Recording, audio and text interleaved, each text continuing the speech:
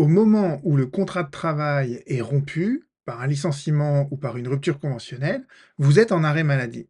Et la question qu'on me pose fréquemment, c'est: est-ce que on peut renouveler les arrêts maladie après que le contrat de travail a été rompu, ou est-ce qu'on doit automatiquement s'inscrire au chômage? Alors la réponse à ça, elle est très claire, c'est que vous êtes en arrêt maladie, le contrat de travail se rompt, vous avez le droit de renouveler vos arrêts maladie tant que vous êtes malade. Parce que la justification de l'arrêt maladie, c'est d'être malade, d'accord? C'est pas parce que le contrat de travail est rompu que vous n'êtes plus subitement malade et que vous êtes au chômage, d'accord? Et c'est à tel point, c'est vrai que c'est prévu, en fait, sur le site de France Travail, je vous mentionnerai le lien sous cette vidéo, qui vous dit que, eh bien, c'est la définition même, en fait, d'être chômeur. Le chômeur, c'est quelqu'un qui est en recherche active d'emploi. Et pour être en recherche active d'emploi, eh bien, il faut ne pas être malade. Donc, tant que vous êtes malade, à la rupture de votre contrat de travail, vous restez dans le giron, en fait, de l'assurance maladie, et c'est seulement à la fin de cela que vous pourrez vous inscrire au chômage. Et vous voyez que toute la période pendant laquelle vous êtes malade ne fait que reporter le début de vos droits aux allocations chômage, dans la limite, nous dit France Travail, dans la limite de 12 mois. C'est-à-dire que vous avez le droit, après la rupture de votre contrat de travail, d'être malade pendant 11 mois et quelques jours, mais pas 12, parce que, en fait, pour pouvoir bénéficier du chômage, il faut que le contrat de travail ait été rompu depuis moins d'un an. D'accord?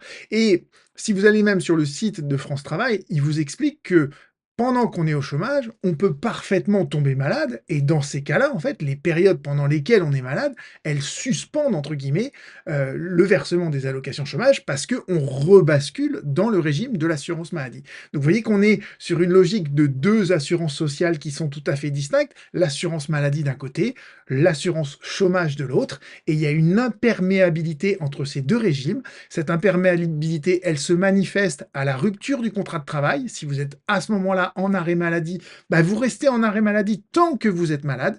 Et une fois que vous êtes au chômage, bah, vous avez le droit d'être malade. Et dans ces cas-là, si vous êtes malade, bah, vous ne pouvez pas chercher un emploi. Donc, on suspend en fait le bénéfice du régime de l'assurance chômage. Donc, j'espère que cette vidéo vous sera utile et que, vous ne croyez pas, comme beaucoup de mes clients me le disent, que, eh bien, en fait, à la fin du contrat de travail, bah, il faut arrêter d'être, en arrêt maladie et automatiquement s'inscrire, au chômage auprès de France Travail parce que ce n'est pas vrai et malheureusement, c'est une croyance qui a la vie dure et j'ai même l'impression que parfois certaines caisses primaires d'assurance maladie, certains médecins conseils des caisses primaires d'assurance maladie disent à la fin de l'arrêt maladie: «Bah, allez voir le médecin du travail pour vous faire licencier». C'est juste surréaliste. Non, c'est pas comme ça que ça marche, d'accord?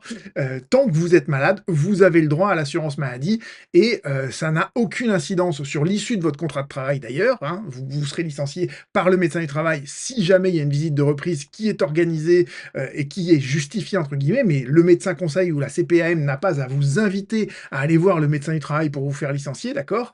Et le licenciement, d'accord, est sans emprise a priori sur l'arrêt maladie et sur vos droits au chômage qui ne peuvent être que reportés tant que vous êtes malade, dans la limite de 12 mois. J'espère que tout est clair. À bientôt.